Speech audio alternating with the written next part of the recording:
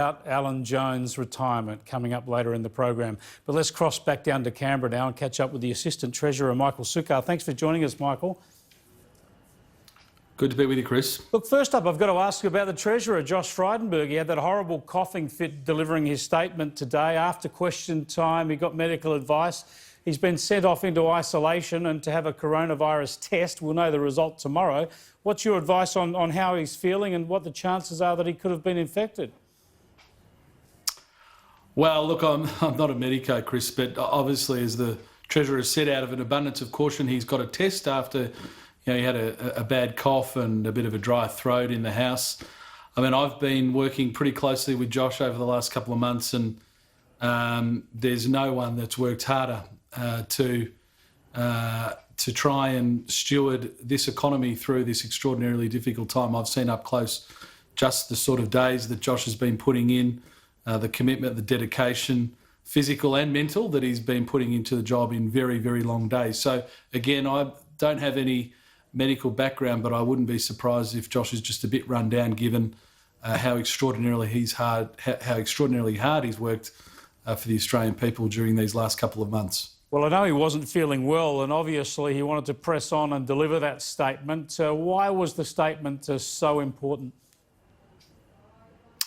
Well, we thought it was important, and the Treasurer very important, to outline to the Australian people where we've come, where we are now, and the sort of philosophies that will guide the path out of this terribly difficult time. So whether it was levelling with the Australian people about the fact that unemployment in the June quarter we're expecting to double to 10%, whether it's because we expect GDP to reduce by 10%, whether it was the increase in the budget deficit to the March quarter to about $22 billion, approximately $10 billion higher than was expected.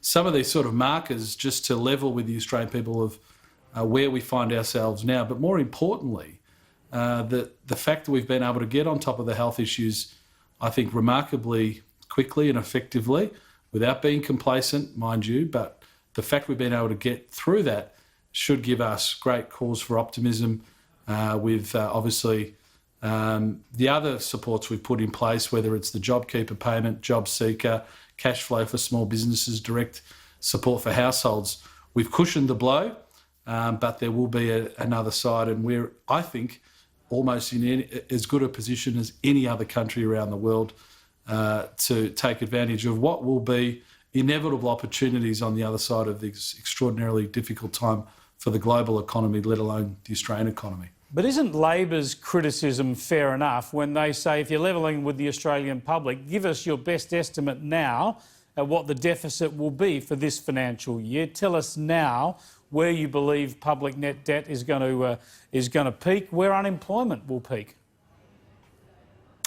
Well, Chris, we won't make the mistakes of Labor. I mean, we've seen, and the Shadow Treasurer was Wayne Swan's top advisor when he was Treasurer, and the Labor Party could never get any estimate right, any forecast right.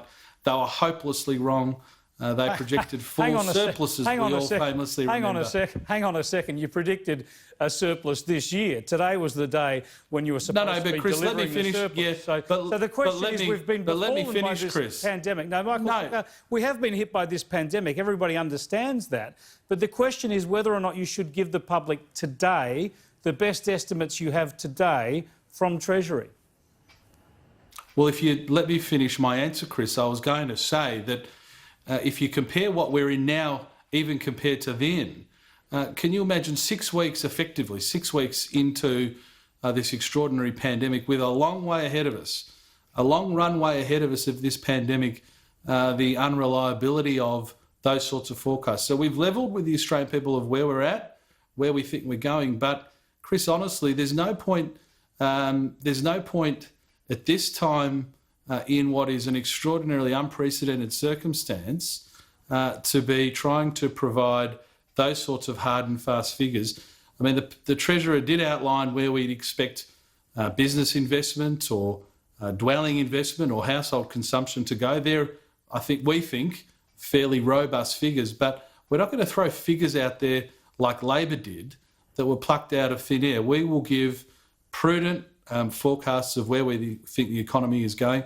That's what we've done to date. All right, now, and that's what we'll go in the future. And Chris, I don't think anyone would mark us down, quite frankly, for not predicting the coronavirus and the impact it's had on the economy and the resulting impact it's had on the budget. I'm asking you only about best estimates now. And on that, given how well the country has suppressed the coronavirus pandemic, given we're ahead of where we hoped to be in terms of starting to reopen the economy, do you think you'll be able to pare back much of that budgeted spending? For instance, the $130 billion budgeted for JobKeeper, could you be pulling back tens of billions of that by getting people back to work sooner?